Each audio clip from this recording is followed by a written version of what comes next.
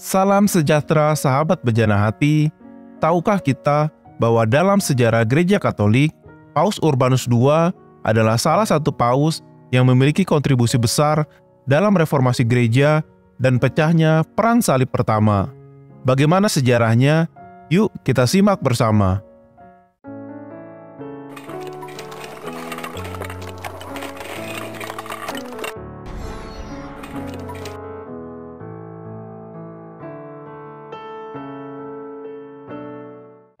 Paus Urbanus II dilahirkan pada sekitar tahun 1035 di Lagery, Prancis.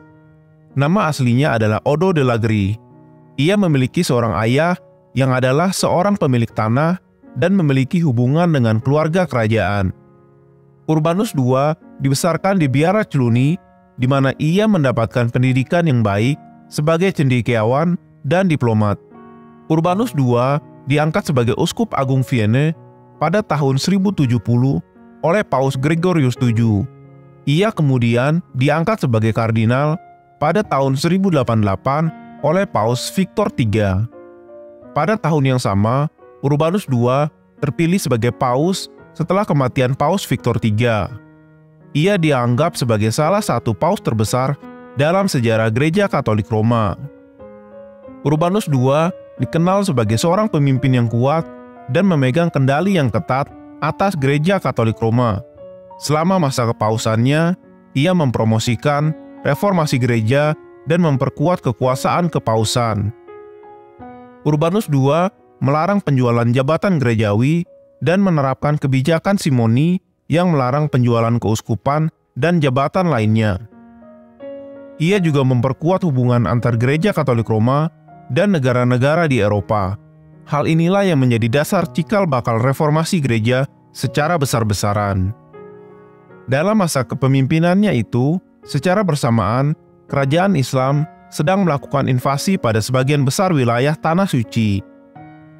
Secara politik, hal ini berdampak pada jalur perdagangan negara-negara yang mayoritas Kristen, dan secara keagamaan juga berdampak terhadap kebebasan memeluk agama Kristen. Meskipun kerajaan Islam mengizinkan orang Kristen untuk mempraktikkan agama mereka, tetapi seringkali terjadi konflik antar kedua agama. Selama beberapa dekade, sejumlah serangan kerajaan Islam ke wilayah Tanah Suci mengakibatkan penyerangan terhadap umat Kristen.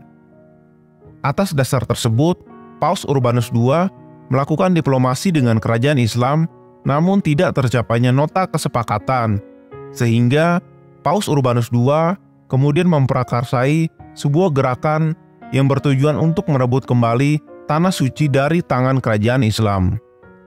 Pada tahun 1095, Paus Urbanus II memimpin sidang gereja di Clermont, Prancis, di mana ia menyampaikan pidato terkenalnya yang meminta orang Kristen untuk membebaskan Tanah Suci. Pidato Urbanus II yang disebut panggilan untuk Perang Suci atau panggilan untuk Perang Salib sangat mempengaruhi orang Kristen di seluruh Eropa dan menjadi pemicu untuk sebuah gerakan bernama Perang Salib Pertama.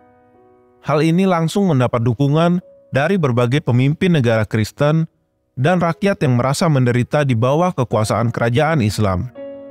Paus Urbanus II tidak terlibat langsung dalam pertempuran Perang Salib, tetapi ia terus memimpin dan memotivasi pasukan Kristiani melalui surat-suratnya.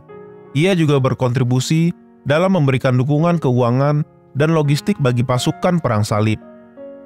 Gerakan Perang Salib Pertama dimulai pada tahun 1096 dan dilakukan oleh tentara-tentara Kristen dari seluruh Eropa yang bergabung untuk merebut kembali Tanah Suci dari tangan kerajaan Islam. Perang Salib Pertama memakan waktu selama 4 tahun dan berhasil merebut kembali Yerusalem pada tahun 1099. Namun, Paus Urbanus II tidak dapat melihat akhir dari Perang Salib Pertama karena telah wafat pada 29 Juli 1099 di Roma, Italia. Ia kemudian dimakamkan di Basilika Santo Petrus di Vatikan.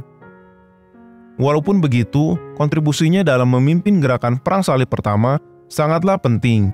Pada akhirnya, Perang Salib Pertama membawa perubahan besar dalam sejarah Eropa dan Timur Tengah, serta mempengaruhi hubungan antara Kristen dan Muslim dalam jangka waktu yang lama.